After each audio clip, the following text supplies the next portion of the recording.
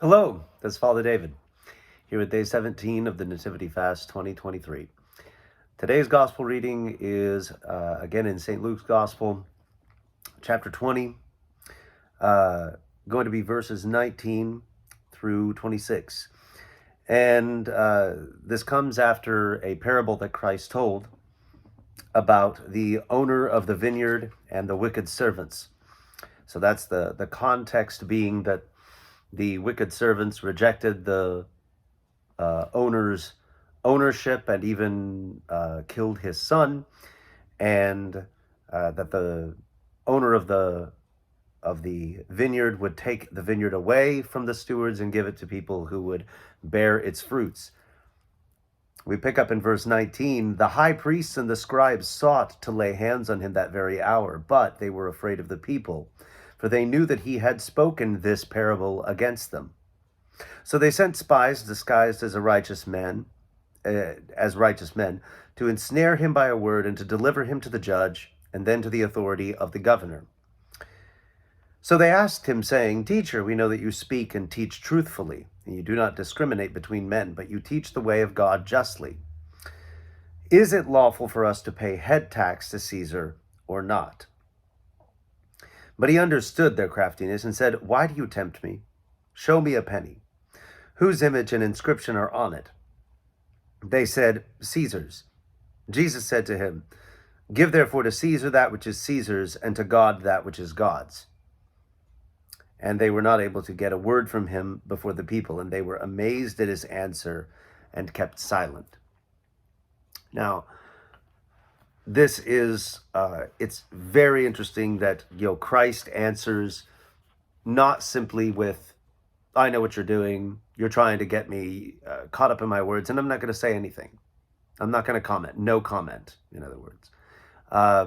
He lets them know, I know what you're doing. Why do you tempt me? Why are you putting me to the test? He calls them out, but then he answers the question. It's very obvious here that, and we know from the Roman Empire, that this was an occupying army. The question really was, these people are not only occupying us unjustly, but they're pagans. They don't know God. They don't know the God of Israel. This tax is, in some people's minds, something that is participation in a blasphemous pagan ritual.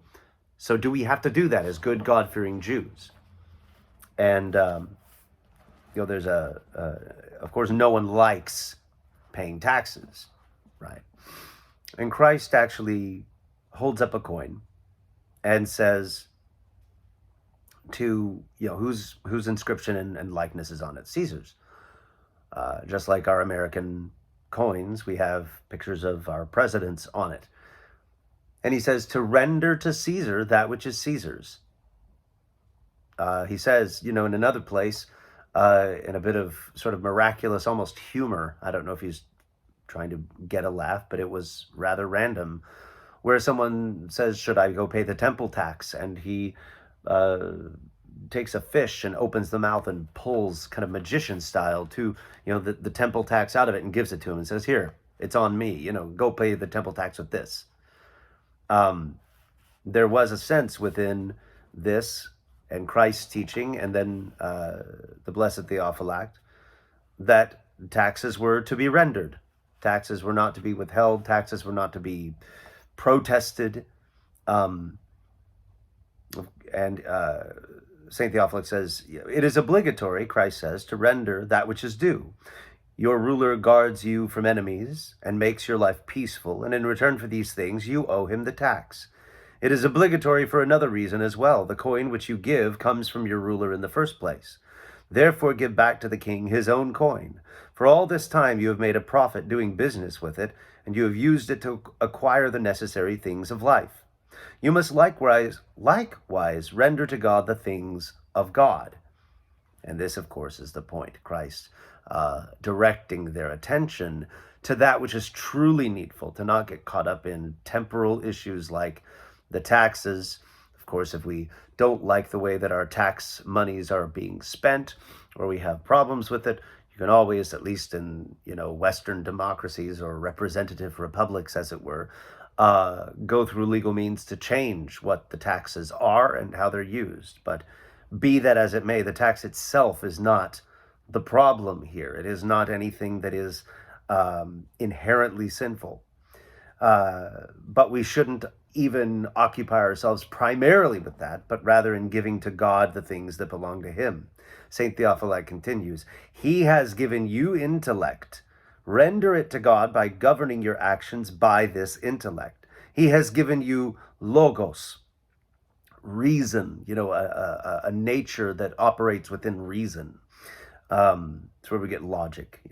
Render that to him by doing everything as a reason-endowed creature, not becoming like the mindless beasts. In short, he has given you both soul and body. Give back all that you owe him, which is nothing less than the image of himself in you, which you must restore by walking in faith, hope, and love. So this is, for us, a very insightful understanding.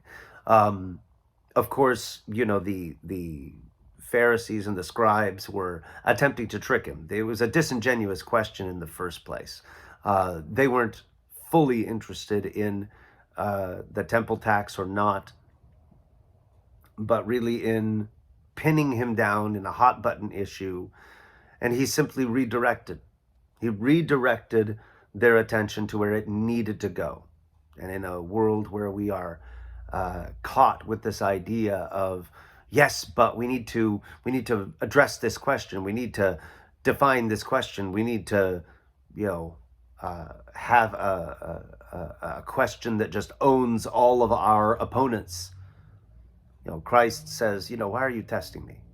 Why are you preoccupying yourself with this question? This is what you want to ask? And in another place, and I forget the church father who said it, but, saying that Christ is telling us, actually, it may be Father Lawrence Farley again in his in the Gospel of Mark where this comes up. We are not to be completely taken in by things of money anyway. He says it comes from this world, it belongs to this world, it belongs to the earthly ruler who probably thinks he's something anyway, so just give it back to him.